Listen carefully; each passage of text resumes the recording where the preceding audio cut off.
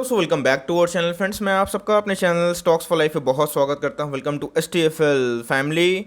DFL members, बात की जाए डिक्सन टेक्नोलॉजीज तो भाई इसकी टारगेट्स क्या हमें देखने की उम्मीद है। दोस्तों बात की जाए तो पिछले कुछ समय से आपने नोटिस किया होगा शेयर प्राइस में 4000 का 200 का जो लेवल है अपने आप में ही एक रेजिस्टेंस बना हुआ है, लेकिन दोस्तों जल्दी ही वो लेवल आपको टूटता हुआ दिखाई पड़ेगा और नया हाई एक डिक्सन लगाएगा। तो इसी बीच में डिक्सन को लेके जो न्यूज़ आ रही है वो मैं बताऊंगा, और दोस्तों डिक्सन को क्यों बाई करना चाहिए वही मैं समझाने की कोशिश करूंगा। बिकॉज पिछले कुछ समय से डिक्सन एक रेंज बाउंड है। जब इनके Q4 के नंबर्स आए थे कुछ से याद है कि मैंने कवर किया था, और गाइस मैंने बताया भी था कि नंबर्स आउटस्टैंडिंग है, वाई ऑन वाई बेसिस पे क्वार्टर क्वार्टर फॉल होता है तो नॉर्मल सी बात है, लेकिन हमें देखना है कि ग्रोथ क्या है। तो जी हाँ दोस्तों, आने वाले कल में PLI स्कीम से खासकर इनके जो इक्विपमेंट हैं, बात की जाए इनके जो टेलीकॉम बिजनेस हैं, उसमें काफ़ी हद तक मैं बोलूँगा कि इनकी सिक्योरिटी देखने को मिलती है। इसी बीच में आपको पता है कि भारतीय इंटरप्राइजेस संग डिक्सन ने एक जेवी किया था, जॉइंट वेंचर, जहां पे डिक्सन को आने वाले कल में रेवेन्यू में फ़ायदा होने की उम्मीद है। और दोस्तों ऐसा मेरा मानना नहीं है, ऐसा इनके CMD ने बताया था। तो इसी बीच में डिक्सन में करना क्या है, प्राइस चार्ट क्या बोल रहे हैं, नहीं लिए हैं तो कौन से लेवल में ले, और लिए भी हुए हैं तो बहुतों के पास हर महीना पैसा आता है, एवरेज कहाँ पे करें, क्योंकि बहुत लोगों ने डराया था कि डिक्सन 3000 के नीचे चला जाएगा, लेकिन दोस्तों डिक्सन उल्टा गेम हुआ और 4000 के ऊपर कंफर्टेबली सर्वाइव कर रहा है। तो इसी बीच में रणनीति क्या हो सकती है वो डिस्कस करूंगा। बहुत कुछ सीखने को मिलेगी। चैनल फर्स्ट टाइम होंगे सब्सक्राइब कर सकते हैं इस तरह एक क्वालिटी कंटेंट को सबसे पहले एक्सेस करने के लिए। Now without delaying any further time let's begin. जैसे मैं बताया कि डिक्सन का जो प्राइस है 4200, इसके पास वो रेजिस्टेंस खा रहा है, लेकिन दोस्तों जब इसको तोड़ेगा तो ये जो प्रीवियस हाई इसने बनाया था 4450 के आसपास, उसमें जाने की कोशिश करेगा। लास्ट डे की बात की जाए तो फ्लैट देखने को मिल रही थी। दोस्तों डिक्सन अपने आप में ही एक ऐसी कंपनी है जो आने वाले कल का भविष्य बन सकता है। इसको लेके गवर्नमेंट काफ़ी एग्रेसिव दिखाई पड़ रहे हैं। एम्बर, डिक्सन और जितने भी मेक इन इंडिया जो प्रोजेक्ट है दोस्तों, इससे इनको सीधा बेनिफिट मिलने वाला है। जब से डिक्सन की लिस्टिंग हुई है आप देख सकते हैं कि 700% के आसपास डिक्सन ने पैसे कमा के दिए हैं। तो वैसे यहाँ पे जो एक फेज था इनका, जो स्प्लिट का न्यूज़ था वो हो चुका था। उसके बाद दोस्तों डिक्सन में क्या हुआ था, एक गिरा था और उसका बाउंस बैक है, लेकिन दोस्तों जल्दी ही डिक्सन इस बॉक्स से बाहर निकलेगा और आपको आने वाले कल में एक फ्रेश ब्रेकआउट देगा। बहुत लोग सिर्फ देखते रह जाते हैं, इधर से गाइस मैं बहुत लोगों को देखता हूँ और इधर तक भी देख रहे हैं। आने वाले कल में दोस्तों डिक्सन और ही महंगा होगा, और इस बात को आप नोट कर लीजिएगा, क्योंकि आने वाले Q2 और Q3 में इनके जो वेंचर से पैसे आने वाले हैं उससे इनके रेवेन्यू में अच्छे खासे जंप आने की उम्मीद है। और डिक्सन दोस्तों आने वाले कल में एक नया रिकॉर्ड हाई बनाने की उम्मीद रखता है। गाइस इसी बीच में अगर आपने डिक्सन के थोड़ी डिलीवरीज को नोटिस किया होगा तो पिछले कुछ समय से डिक्सन में दोस्तों 50% के ऊपर ही हमें डिलीवरीज को मिल रहे हैं। 49, 58, 59 इस तरह के दोस्तों हमें डिलीवरीज को मिल रहे हैं। मतलब जो डिलीवरीज परसेंटेज है काफ़ी हद तक मैं बोलूँगा कि हाई देखने को मिल रहे हैं। लास्ट डे की बात की जाए तो 1,33,000 शेयर्स ट्रेड हुए हैं, जिसके अगेंस्ट में 73,000 शेयर्स को डीमेट में ले जाया गया है, जिसका कुल दोस्तों एग्रीगेट परसेंटेज कितना होता है 55% के आसपास। इसके पहले आपको पता है कि ICICI डायरेक्ट ने टारगेट दिया था 4635 का, शेयर खान टारगेट दिया था 4800 का।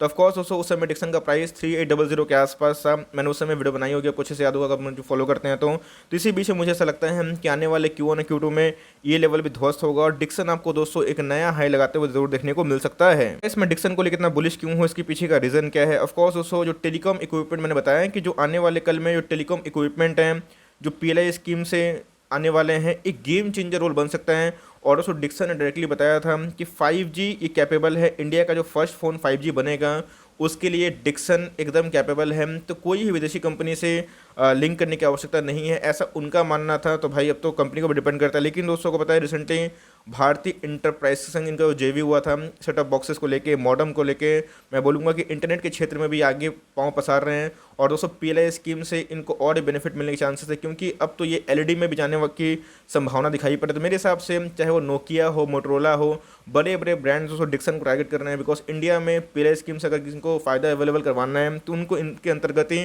कोई बिजनेस को सेट करना पड़ेगा जो भारतीय हो। तो मेरे हिसाब से डिक्सन दोस्तों उसमें बहुत बड़ा गेम चेंजर बन सकता है। तो डिक्सन के आने वाले जो फ्यूचर हैं वो मैं बोलूँगा काफ़ी तक स्टेबल है। अगर आप डिक्सन को लॉन्ग टर्म तक होल्ड करते हैं तो जी हाँ दोस्तों, आने वाले 3-5 सालों में डिक्सन आपको एक नया जो प्रीवियस इनके स्प्लिट जो हाई थे उसको ही पसारते हुए दोस्तों देखने को मिल सकती है।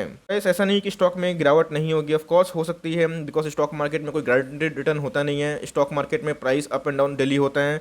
अगर आप देखें डिक्सन के एक साल लो की बात की जाए तो 1000 के आसपास देखने को मिल रहा है। ये दोस्तों पोस्ट स्प्लिट जो प्राइस एडजस्ट हो चुका है। हाई की बात की जाए तो 4457 है, लेकिन जैसे वॉल्यूम में वापसी आएगी दोस्तों वैसे डिक्सन आपको नया हाई लगाता हुआ देखने को मिलेगा। मार्केट कैप की बात की जाए 24,000 करोड़ की मार्केट कैप है।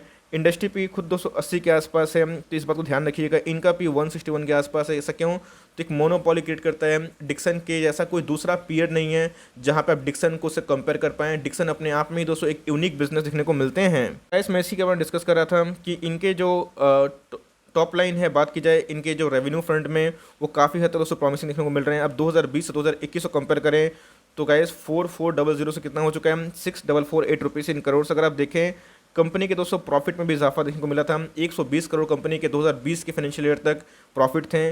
बात की जाए 21 तक वो कितने हो चुके हैं, 159। और दोस्तों लॉकडाउन से या फिर कोरोना वायरस से इसको खास कुछ इंपैक्ट देखने को नहीं मिला था। इनके रिजर्व और सरप्लस की बात की जाए तो जी हाँ दोस्तों वही बढ़ते हुए दिखाई पड़ रहे हैं। पहले दोस्तों 5 to 9 रुपीज़ इन करोड़ से भी कितने हो चुके हैं, 7 to 5 rupees in crore. Company के आरओई बहुत ही प्राथमिक होते हैं दोस्तों। कंपनी के आरओई पे डिपेंड होता है कि कंपनी आने वाले कल में कैसा हो सकता है। वैसा नहीं कि कंपनी का शेयर प्राइस 4-5 चला गया तो उनके आरओई 8-9 के पास है। नहीं दोस्तों, उनका जो आरओई रिटर्न ऑन इक्विटी जो बहुत हद तक 15 से 20 के आसपास होना चाहिए, ये गाइस 21 के आसपास है जो आउटस्टैंडिंग है।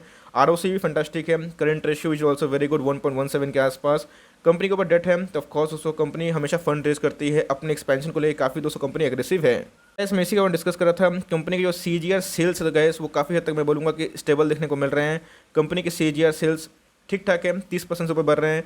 कंपनी के प्रॉफिट की बात की जाए तो वो भी 30% से ऊपर है। मतलब दोस्तों कंपनी की जो ग्रोथ रेट है वो काफ़ी हद तक सही है। 15 से 20 अगर कहीं पे पोटेंशियल होता है तो काफ़ी हद तक सही है। तो मेरे हिसाब से एक ऐसा सेक्टर है जो आने वाले कल में बहुत ह्यूज एक डिमांड के जोन में आएगा। और दोस्तों बड़े बड़े कंपनी जब साथ में आएंगे आपको अंदाजा नहीं है कि डिक्सन कितना दोस्तों आग लगा सकता है। इसलिए अगर आप देखें टिकट टिप में जो रिसर्च अवेलेबल है गाइस, 17 एनालिस्ट का मानना है 76% की आप इसमें बाइंग करके चल सकते हैं। इस डाउनसाइड की बात की जाए तो 50% बताया जा रहा है। ये दोस्तों मुझे अनरीजनेबल लग रहा है। डिक्सन मैक्स टू मैक्स गिरता है 3600 तक दोस्तों में भी शायद गिर जाए जो इनके प्रीवियस सपोर्ट थे जब Q4 के नंबर्स आते हैं।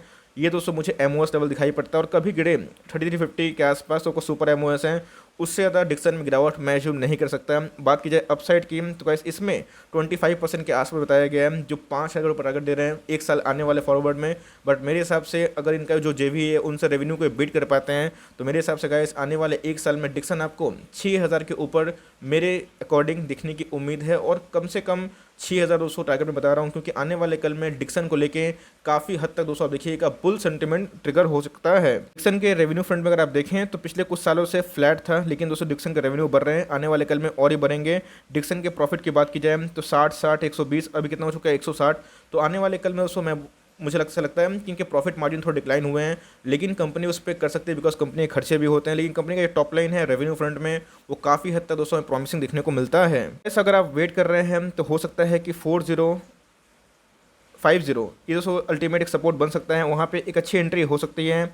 CMP में बाई करना चाहते हैं थोड़ा सा बाई कर सकते हैं, कोई दिक्कत वाली बात नहीं है। गिरता है दोस्तों 4000 के नीचे इसको दबोचना है। और इसके पहले जो डिक्सन का सपोर्ट था गाइस, जैसे बताया कि 3600 के आसपास उधर मिले तो बल कर दीजिएगा और उसके नीचे मिले तो एकदम दोस्तों और थोड़ा सा अगर आपके पास पैसे होंगे तो बल करके भूल जाइएगा बिकॉज डिक्सन आने वाले कल में एक अच्छा छाप छोड़ सकता है। तो मेरे हिसाब से डिक्सन इस लेवल पे बाई है। अगर आप इसको होल्ड करते हैं आने वाले 3-5 सालों में तो टाइमिंग करने की आवश्यकता नहीं है। SIP करते हैं हम, कमिटेड हैं तो जी हाँ दोस्तों अपनी SIP को बढ़ाते रहिए। एड ऑन डिप्स या फिर बाय ऑन डिप्स की जो स्ट्रैटेजी है इससे करके डिक्सन को ऐड करिए और फॉर लॉन्ग टर्म मुझे लगता है कि आपको रिवॉर्ड जरूर कर सकती है। ये छोटी सी अपडेट थी। बहुत लोग बोल रहे थे कि सर पेशेंस टेस्ट कर रहे हैं तो भाई करेगा ही। कोई भी स्टॉक अगर 2-3 सालों में 700% भाग जाएगा तो थोड़ा सा उसको विश्राम करने का मोमेंट होगा, लेकिन जब कंसोलेशन से बाहर आएगा तो गाइस एक नया ब्रेकआउट जरूर देगा। तो ये छोटी सी अपडेट थी। आई होप दोस्तों वीडियो आपके लिए हेल्पफुल था। कंटेंट से लगा तो लाइक कर दिएगा। चैनल फर्स्ट टाइम होंगे तो याद से सब्सक्राइब करना भूलिएगा। फर्दर कोई डाउट उसको ड्रॉप कर सकते हो। कुछ तो रिव्यू चाहिए उसका नाम भी ड्रॉप करना भूलिएगा। I would love to make a video on your demand guys. मिलते हैं जल्दी ही, तब तक के लिए bye. Thanks for listening friends, God bless you all.